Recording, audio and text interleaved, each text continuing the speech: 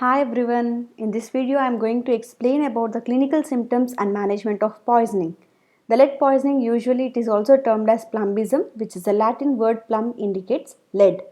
So usually the lead contamination happens through the sindoor, most commonly used sindoor, surma, which is applied for the eyes, and the toys used by the kids which are having the lead paints. So these are the most common contamination source for the lead poisoning.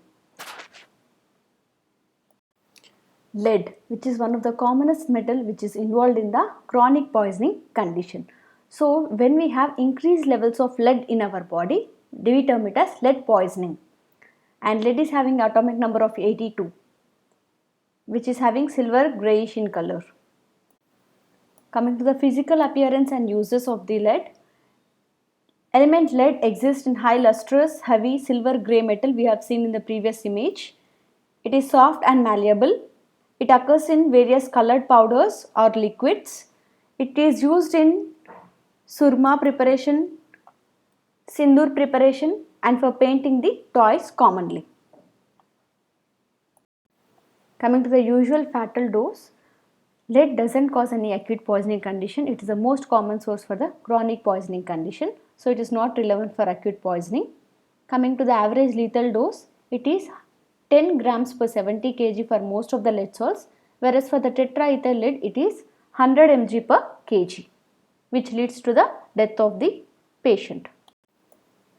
Coming to the toxicokinetics, so as I have discussed in the previous video about toxicokinetics, the ADME properties of a toxic substance is nothing but toxicokinetics. Here the lead, it can also enter through all the portal systems into our body. Majorly it will enter through the inhalations and ingestions through the mouth. So once it gets absorbed into our body, it will be stored in the bones like phosphates and carbonates. In the children, 70% is stored in the skeleton muscles or the skeleton bones, and in adults it is 95% in the osseous tissues. So because of the deposition in the bones, it leads in hypermineralization. So because hypermineralization is nothing but increased minerals in the bones, because here it is being stored in the lead is being stored in the bones like lead phosphate or lead carbonate, so it leads to hypermineralization. This hypermineralization leads to the lead lines which can be observed in the X-ray. So here in the X-ray you can see the lead lines, and once the absorption is happened, it will not stay in our body. It will be excreted primarily through the urine and the bile. Coming to the mechanism of action of lead. Lead, it will combine with the sulfhydryl enzymes in our body, and it will interfere with the functions of the sulfhydryl enzymes.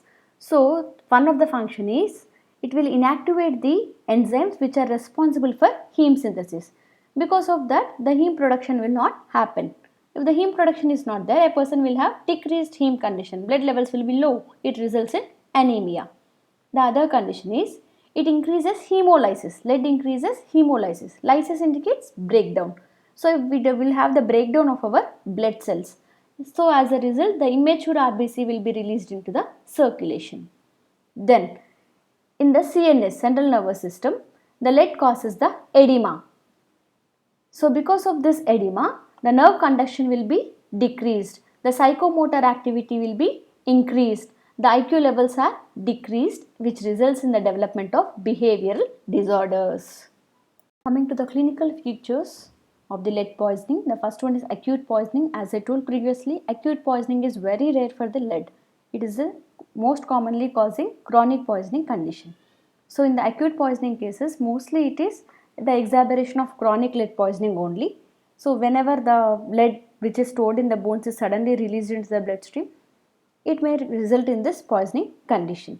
So the symptoms include metallic taste, abdominal pain, constipation or diarrhea, vomiting, hyperactivity or lethargy, ataxia, which is nothing but impaired balance or coordination, behavioral changes and convulsions, epilepsy or fits. Coming to the clinical features of chronic poisoning can be of three types: mild toxicity, moderate toxicity and severe toxicity. Depending upon the blood levels of the lead, it is varying. When it is 40 to 60 microgram per 100 ml, we call it as mild toxicity. When it is more than that 60 to 100 micrograms, we call it as moderate. When it is more than 100 mcg, we call it as severe toxicity.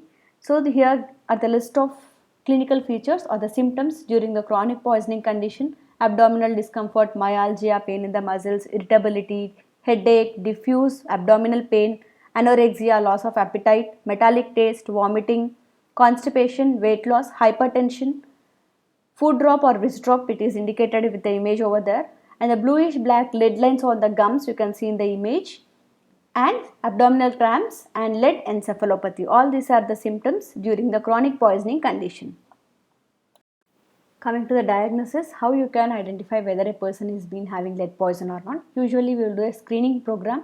If we suspect any person is having lead poisoning condition, then we will check for the symptoms like the potential sources, whether they are coming in contact with any lead containing objects or occupationally they are being exposed to lead. So that we are going to check, and we are going to check the family history of lead poisoning. Then we will check for the physical examination like pallor or hyperactivity, Burton lines on the gums we have seen in the previous slide, decreased stature, nothing but decrease in the natural height of that particular person, wrist drop we have seen identified in the previous slide, cognitive dysfunction will be there. Coming to the signs of elevated ICP, nothing but the intracranial pressure will be increased. What will be the symptoms if this ICP is increased? Impaired consciousness, bradycardia, decreased heart rate, nothing but hypertension, increased blood pressure, respiratory depression, papilloedema and coma. All this will be the signs if the intracranial pressure is being increased. The other diagnostic test which includes increased blood levels. We have discussed already that mild, severe and moderate lead poisoning condition depending upon the level of lead which is present in the blood. So if the blood level of the lead is increased, then it is a diagnostic condition of lead poisoning. We will check for the complete blood count of a patient. We have seen that lead will develop the anemia. So whether a person developed anemia or not, we are going to check. And increased FEP concentration. FEP is nothing but free erythrocyte protoporphyrin. If that levels are increased, it indicates lead poisoning. If the cerebrospinal fluid will have the high proteins, lymphocytic pleocytosis, and the radio density, we have seen that it is getting deposited in the bones. So in the distal metaphyseal area of the long bones, if we see the lines, lead lines, then it indicates lead poisoning. And if the urine levels is more than 150 microgram per liter, then also it indicates lead poisoning, but it is not so reliable. Coming to the treatment during the lead poisoning condition, the first thing we have to do is we have to change the lifestyle modifications. Nothing but if a person is been continuously coming in contact with the lead, exposed to the lead, it may lead to lead poisoning. So we have to decrease the exposure to the lead. If a person is working in any occupation within which he is continuously exposed to that lead, then the occupation should be changed. The environment which the lead exposure is excess, that environment should be changed. And for the children, usually we have told that during the toys, usually they keep in the mouth, so mouth to hand contact should be decreased because the toys are painted with the lead. So we have to decrease the hand to mouth activity should be decreased. Coming to the medication, we will be treated with the chelation therapy for the lead poisoning condition. So if the blood levels are more than 45 microgram per deciliter, we will start the treatment with the chelation therapy. The first line drug for the treatment is Saximar, which is an oral agent. The second line drug is penicillamine, and if the lead poisoning is very severe, then we will start treating them with the dimercaprol plus EDTA. In the severe condition, they have a capacity to cross the blood-brain barrier also. Coming to the autopsy features, pale skin, conjunctivitis. Coming to the autopsy features, pale skin, conjunctiva and mucosa, which indicates the anemia condition, and emaciation, extremely thin condition, thin body, Burtonian line, which is nothing but the lead lines on the gums, lead lines on the x-rays of the bones, we can see on the bone x-ray we can see the lead lines, and the pathological lesions or changes are sometimes found in the kidney, liver, male gonads, nervous system and also blood vessels.